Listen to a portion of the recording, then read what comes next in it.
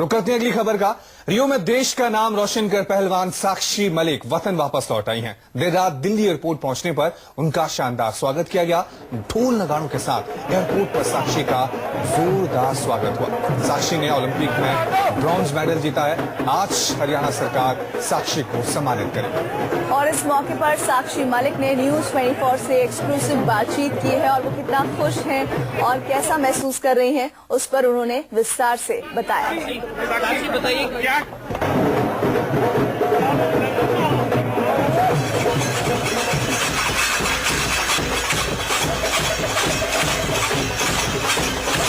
साक्षी मलिक जिन्होंने देश के लिए ब्रॉन्ज मेडल जीता है पहलवानी में, और आप देख सकते हैं कितना शानदार स्वागत हुआ उनकी वतन वापसी पर।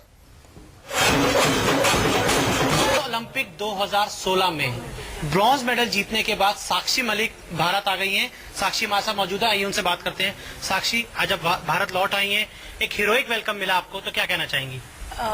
मैं सबको बहुत थैंक यू करना चाहती हूँ कि एयरपोर्ट पे मुझे इतने सारे लोग रिसीव करने आए, मेरे पेरेंट्स, मेरे कोच, तो मेरे लिए बहुत प्राउड की बात है ये। साथ ही साक्षी, अगर हम बात करें, हम देख सकते हैं कि साक्षी के हाथ में इस समय वो मेडल है जो उन्होंने रियो ओलंपिक में जीता। आप देख सकते हैं ये वही ब्रॉन्ज मेडल है जो साक्षी जीत कर आई है, भारत को पहला मेडल दिलाया, देश का नाम रोशन करा।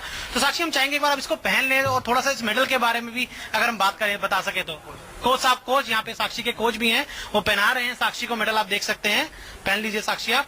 साक्षी, बताइए थोड़ा सा, इस मेडल को पहनने के बाद एक अलग ही फील आती होगी? जी बिल्कुल, जब ये फर्स्ट टाइम पहनाया जा रहा था तो एक सपना पूरा हो रहा था कि मैं इतने बड़े चैंपियंस, जो मेरे वेट की चैंपियन हो, 3 टाइम्स ओलंपिक चैंपियन थे, उसका 4th टाइम था कि ओलंपिक चैंपियन हो। तो कभी उसको देखने के लिए मैं ये होती थी कि मैं अपने वेट वाली चैंपियन को देखूं, उससे बात करूं, और बाउट्स अगले वाले दिन वो मेरे पास आके मुझसे खुद बातें करती थी, गुड जॉब, तो बहुत अच्छा लग रहा था जी। साक्षी, अगर हम बात करें, जब आपका क्वार्टर फाइनल में आप हार गई थी तो पूरा देश निराश हो गया था कि अब पता नहीं क्या होगा, लेकिन रेपेचाज में वापस आई, तो वो दौर कैसा था? उस टाइम पे अपने आप को कैसे कंट्रोल करा? क्या अपने आप को कह रही थी कि अभी भी आप मेडल जीत सकती हैं? जी मेरे ग्रुप के हिसाब से रशिया के साथ मेरी पहली बाउट पहले हो चुकी है, क्वालिफाई हुआ था उसके साथ, तो मुझे ये था कि शायद मैं बाउट टफ चले और मैं जीत जाऊं, लेकिन कहीं ना कहीं मैं अपनी मिस्टेक्स की वजह से हार गई।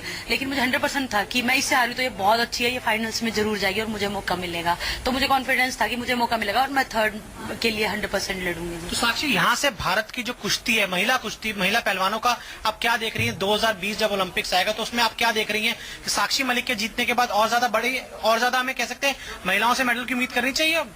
जी बिल्कुल उम्मीद करनी चाहिए। पहले एक क्वालिफाई था, अब 3 क्वालिफाई, 1 मेडल है, तो आगे आने वाले ओलंपिक्स में आप ज्यादा देखेंगे। तो साक्षी, अगर हम बात करें, 4 साल आपके लिए बहुत ही ज्यादा अहम रहने वाले हैं, तो क्या कहेंगे उसके बारे में? जी बहुत, अगले ओलंपिक्स की तैयारी अभी कुछ ही दिनों से फिर से शुरू हो जानी है। जी, हमसे बात करने के बहुत बहुत शुक्रिया साक्षी। तो साक्षी काफी उत्साहित हैं और जाहिर तौर पर मौका भी ऐसा है। साक्षी के पिता से भी हमारे संवाददाता वैभव भोला ने खास बातचीत की है। ओलंपिक 2016 में ब्रॉन्ज मेडल जीतने के बाद भारत की बेटी साक्षी मलिक देश लौट आई हैं और उसी पे बात करने के लिए उनके साथ हमारे साथ मौजूद हैं साक्षी मलिक के पिता। सर, साक्षी मलिक वापस आ गई हैं, कह सकते हैं बहुत बड़ा भव्य स्वागत हुआ है, तो कितनी खुशी है सर आज? बस खुशी का तो मेरा ठिकाना ही नहीं है। इतना बड़ा सम्मान, इतना बड़ा मतलब, जैसे बीजेपी के बड़े बड़े नेता, हमारे सीएम खट्टर साहब, मेरे तो उम्मीद नहीं थी मतलब इतने बड़े बड़े नेता है कि हमारा सम्मान करेंगे, और मतलब भारत का इतना बड़ा नाम रोशन साक्षी ने किया है।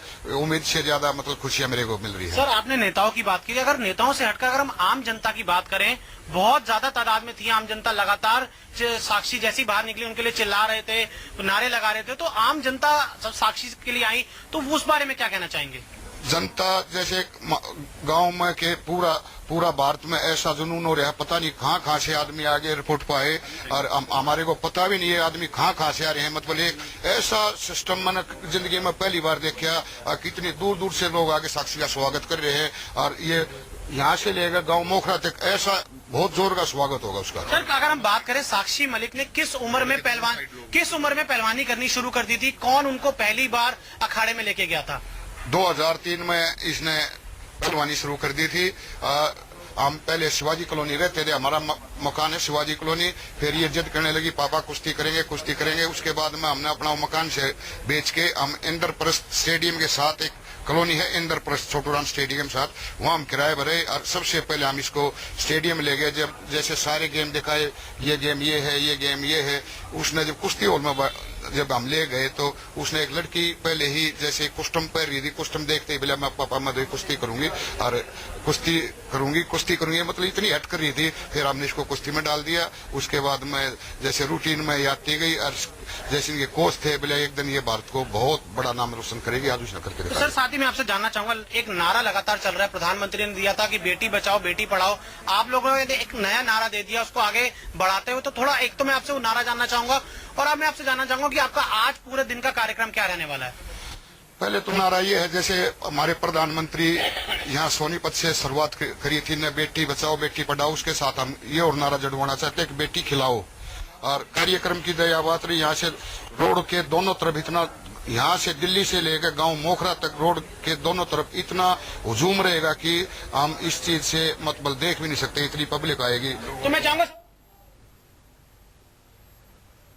तो साक्षी के पिता कह रहे हैं कि बेटी बचाओ बेटी पढ़ाओ के बाद अब पूरे देश को एक आवाज में कहना चाहिए कि बेटी को खिलाओ पियो।